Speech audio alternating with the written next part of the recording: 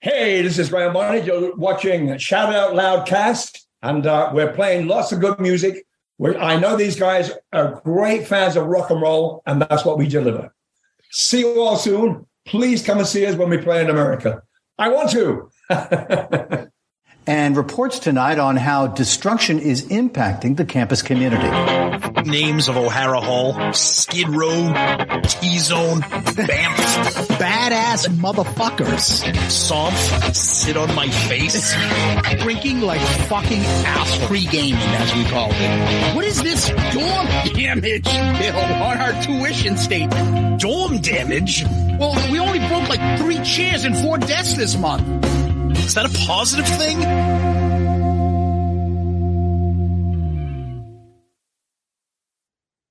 Bam! That's right. We're back with another episode of Dorm Damage, the show where anything and everything is on the table and the table gets smashed. This is episode 108. And this week, Zeus, we're going to be talking about a couple shows that we went to happening at the same time on Saturday night. Unfortunately, we had to experience both of these separately. But now we have 2 different things to talk about this week. Yeah, I know where I went. I know where you went. So why don't we start with yours first? All right, let's start with mine because mine's not as exciting as Zeus's adventure. So this past Saturday night, myself and my buddy Jimmy, my concert-going buddy, we went to go see the band Shinedown at the TD Garden in Boston. My 3rd time seeing them, 2nd time with Jimmy. Love the band. Yeah, I've been following them since day one, since their first album 25 plus years ago. So we get into town early, get something to eat.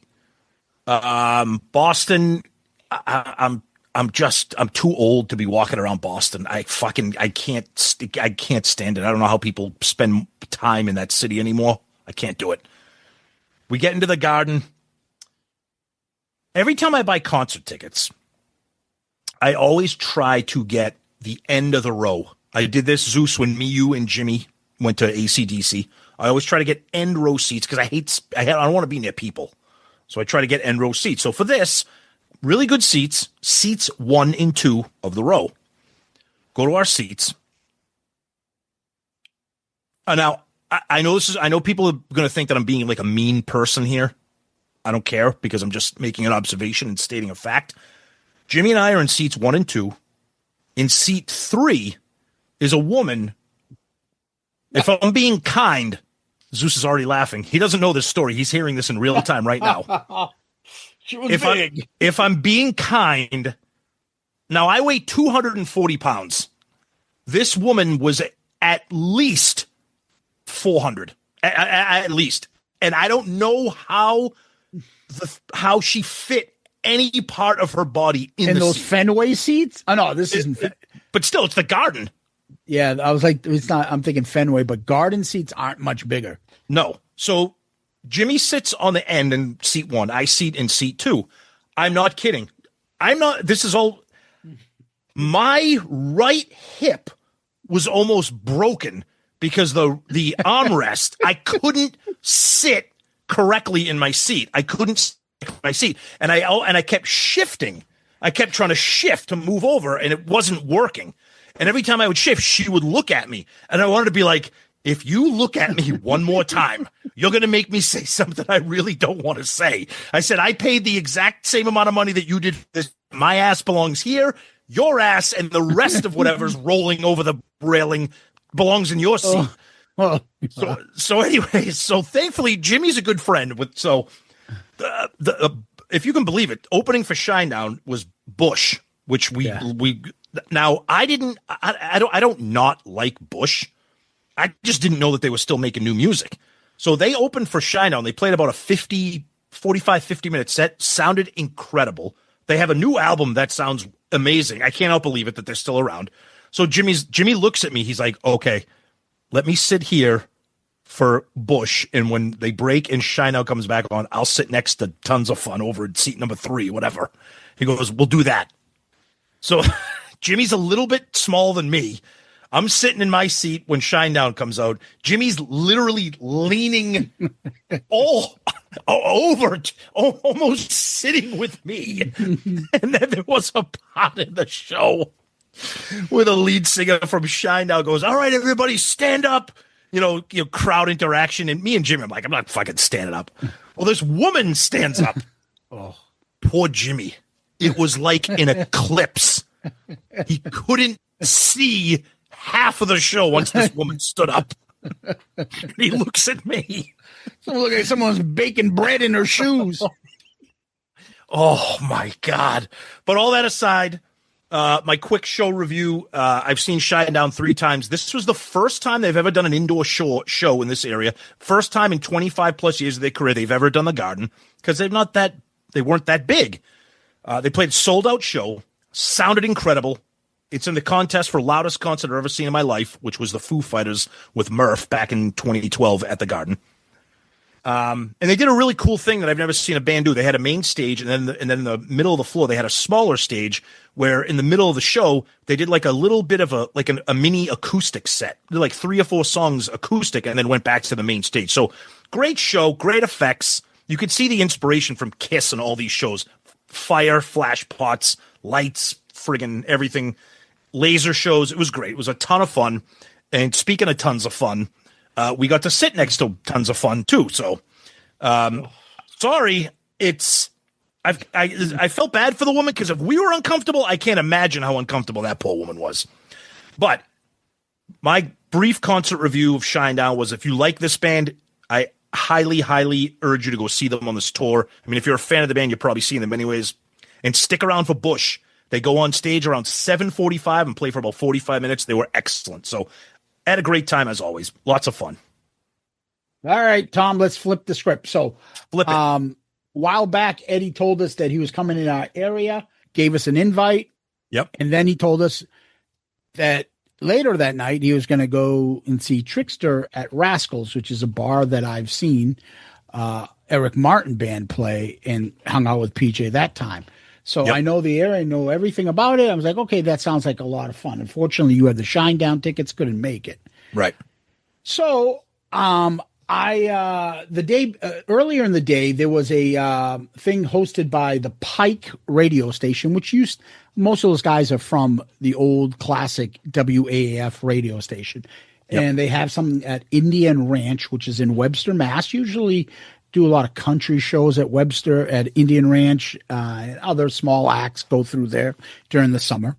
So last week they did Grunge Fest, a bunch of cover grunge bands. This week they did Hair Fest, a bunch of hair band cover bands. There was like a Def Leppard one, a Queensryche one, a one that follows Dio, Whitesnake, Rainbow. Nice. And Black Sabbath. There was an Aussie one, a Poison one. So the Poison one is a band called Shot of Poison. That guy owns Rascals. He's the lead singer. He looks like Bret Michaels, guy liner and everything. That Rascals is his bar. He owns it. And he's been on Monsters of Rock. He performed over there, Shot of Poison. So Eddie was texting, and saying, hey, I'll be there then. But he has a massive head cold that he got when he went to London to film that small cameo role that he did for the Scorpions movie. And so he's like, hey, I'm going to get at this thing at 1-ish. So if you want to meet me over there, let me know. I'll put you on. And I'm like, oh, my kid just went up to New Hampshire for the week, and I had to run around, get errands done for him. Like, do I really want to go up? And I'm thinking this thing logically. Eddie's doing the intros. He's the host for this. I'm like, he's probably going to be busy. Do I really want to go see a bunch of cover bands by myself? And, right. I don't want to bother Eddie when he's working and stuff. The Trixter thing he'd be more accessible. So I'm like, you know what? I'll just meet you over there. I'll meet you at Rascals when Trixter goes on at 7. So I get to Rascals around 6:30-ish. Couple cute young girls at the front. I get there before Eddie and them are there. I guess the tickets were like $30 a pop. Not bad. Okay. And I'm like, oh, they have me on the name Eddie Trunk put me on. And they're like, I don't see it. I'm like, hey, Eddie.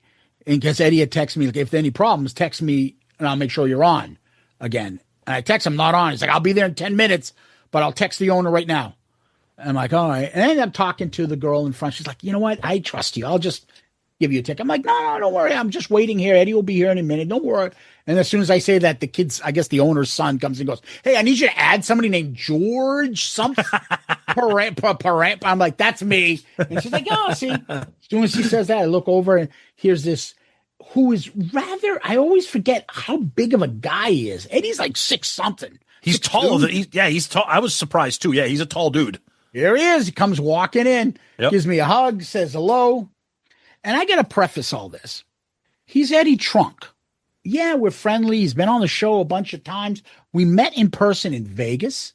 Mm-hmm. This is the second time in person we've hung out. Mm-hmm. I expect him to be busy, schmoozing, doing his hosting duties for this Trixter show, and me kind of just be hanging out. And that's okay because I got the bar there. I'll be fine. Dude, he couldn't have been cooler it was just like I was there with you. Right. He had me with him the whole time. We hung out. We talked the whole night.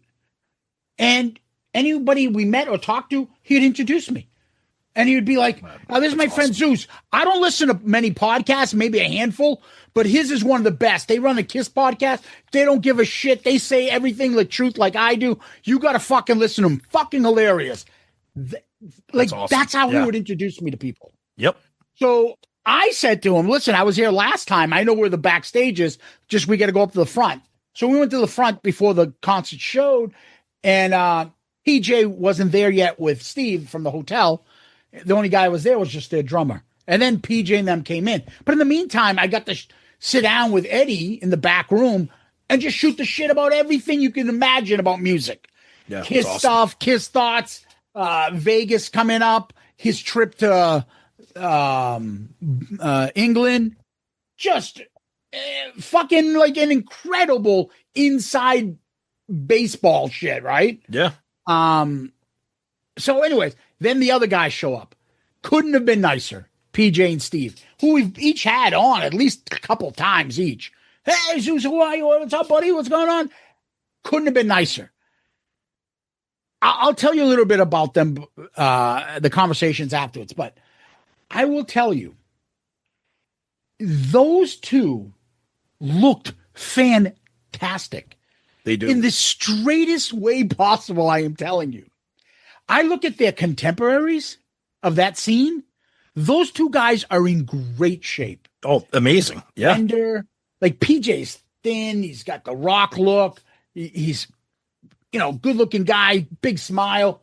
Steve looks like fucking, like he should be like starring as a rock star in a movie. Yeah, he looks like a rock star. Steve found the fountain of youth somehow. Yeah, that guy looks amazing. He looks great. Tan, well-defined muscles. He had the vest on, leather pants. He looked like a fucking rock star. I can see why chickies would be chasing those two. He don't look like amazing. He can't rock out. No, he looks like he can rock out with his cock out. But the two of them looked amazing. Yep. So I'm in the back seeing how these guys, how it gets all started. And they're like, all right, let's go. Eddie walks out first. Does about a 5-minute thing. Hey, what's up, guys? Who's here from Hairfest? Hey, these guys are my friend from Jersey, whatever. Introduces them. Those guys come on. As soon as they go on, Eddie comes back to me. Again, he just, like, we went, as though we went to a concert together. Hey, come on, let's go back here.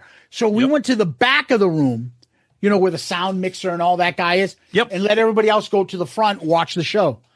And we sat and watched Trixter perform for over an hour. Nice.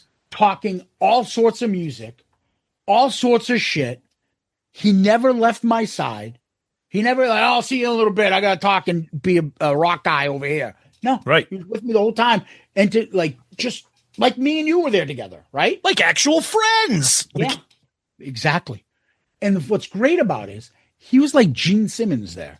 Yeah. Every 2 seconds, people would come up to him. Hey, Eddie, I love you. Can I have your autograph? And he had a bunch of like Eddie Trunk bumper stickers. He was giving out to people. Hey, Eddie, can I get a photo? Non-fucking stop. And I bet you half of these people, the keyboard warriors on there, fuck Eddie Trunk. But then when they see him in person, hey, Eddie. Oh, I love you. I listen every day. Yeah, exactly. He got so much love there. Yeah. Anyway, so we're just talking and doing our shit, watching the show. At one point, I look over and some guy goes, "Hey, Eddie, what's up, man? What's going on?" I'm looking at him like, "Who's he talking?" Dude, that's Matt Starr. It's like, Awesome. "Hey, Matt, how are you, awesome. man? We met at Creatures Fest a while back." Okay, oh, yeah. Like, dude, I think you were in my book. It's like, he was. Yeah, we had a Kiss book, and he's like, "Oh, yeah. I was smart enough to bring my Raise Your Glasses book with me. Bravo for that. So I already originally had Graham Bonnet and Bethany Heavenstone signed it. I obviously have Tom Gelati signed it. Yeah. And I had Eddie sign it. And I have them signed where one of the comments they make are PJ signed it. Yep. Steve signed it, all contributors. And then Matt Starr showed up. There's another fucking contributor. I'm like, oh. And so Matt sat with us and stood with us and watched the concert with us the whole time too. I will tell you, I knew Trixter from right as we got into college. When I got into college, I wasn't watching MTV daily because we didn't have cable back then. Right? But I knew who Trixter was. I liked Give It To Me Good. I liked 1 in a Million. I had the cassette. Mm-hmm.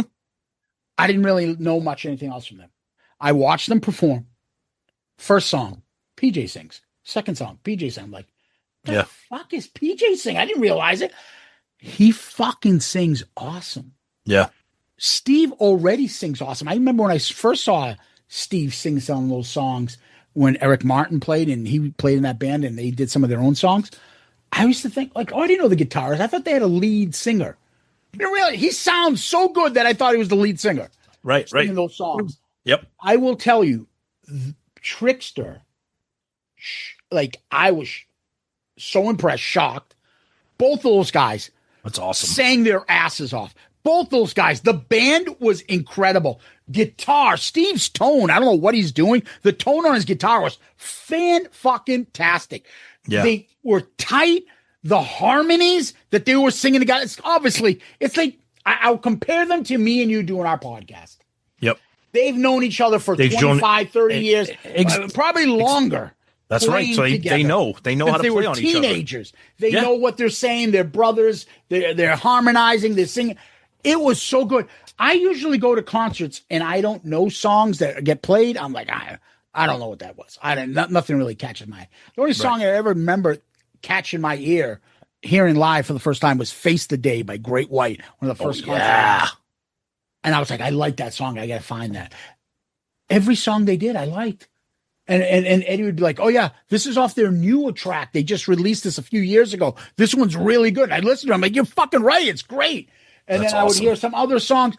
I didn't care whether it was PJ or Steve singing. They sounded great. So impressed with how well they played. And to be able to like proudly say this about friends, and if they weren't that good, I'd say, "Oh, it was a great time." Yeah. But I'm not saying that. I'm saying it was a fucking great show. I know you were fucking good. I said it to you. I texted it to you. I told them over and over again. I was like, fucking, almost to the point where they're like, "Jesus, what do you think? We suck that bad?" Like, because I kept telling them how awesome they sounded and how well it is. And I'm already looked up and I'm like, all right, I got to buy this CD now. I got to get this one. I got to get this one because I don't do the Spotify shit. So, and I also wore my quarantine shirt because last time I was there, I had a Fozzy shirt on to support PJ. This time I wore my quarantine shirt, and we have the running gag with PJ, like, I'm in quarantine, Fozzy, Trixter, and possibly your band too. Such a great time. After the show, I hung out with them in the back with Matt, those guys, and it was, they treated me so well.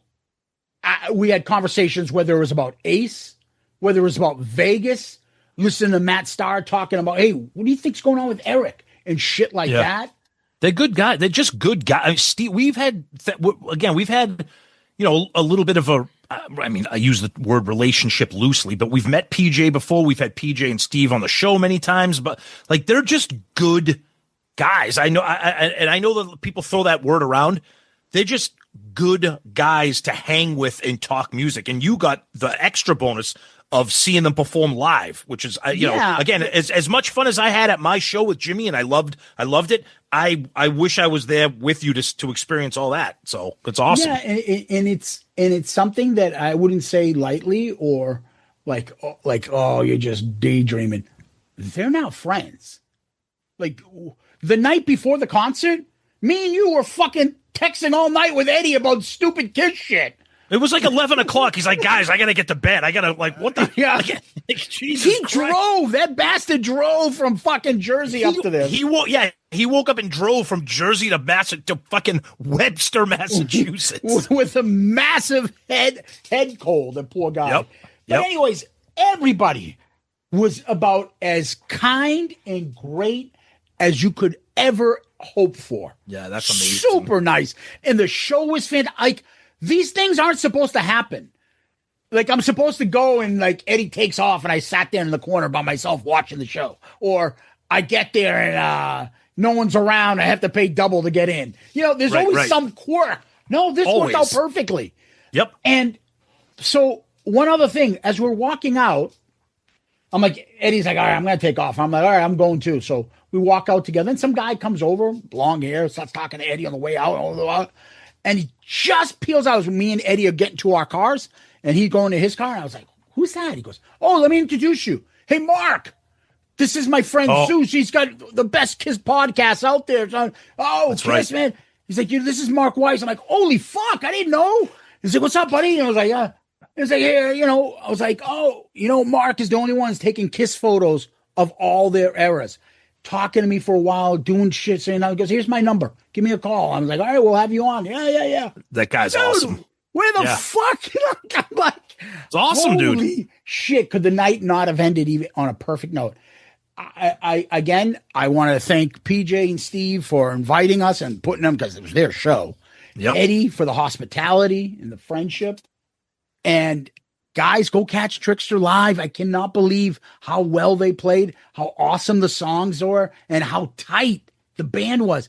They're great guys, and they deserve to, you know, to get some attention, because I think what they're doing is fantastic. And who fucking doesn't love them? I mean, there's great people off the fucking stage as well.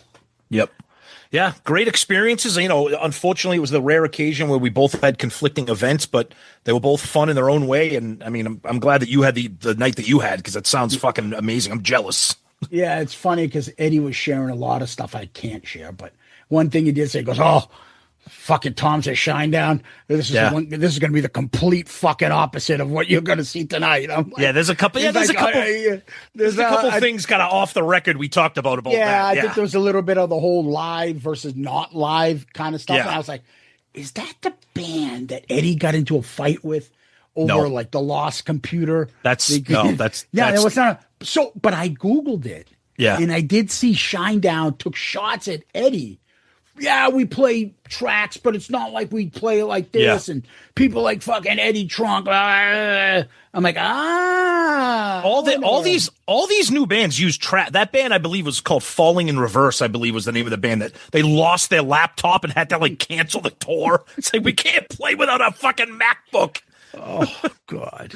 But regardless, again, top notch individuals. And then today, Hall of Famer Jeff Trott lets me know that he said he was like, my buddy Zeus lives nearby, so I went to see the show with him. He mentioned that on from Shout Out Loudcast. Dude, he's just the best. And the funniest thing is he's like, yeah, I mean, you guys do awesome. You know, there's not many Kid Pod. I'm like, are you fucking kidding me? There's a million Kid Pod. He goes, really? Yeah, there's a million. Honestly, I only know you and 3 Sides. That's it. Right.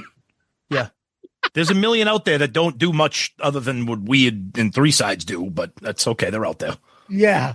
And I just thought, I was like, wow, dude, you know, there are millions of them out there. And he's like, I only know you guys. Yep. I'm like, all right. But again, great time from both of us. And till next time, peace out, Girl Scout. Oh, you over here? Yeah, I'm over here now. Zeus, it's me. I want to end the show now. Jesus Christ, Tom. Jesus Christ. Let's end the show now while we got the muscle.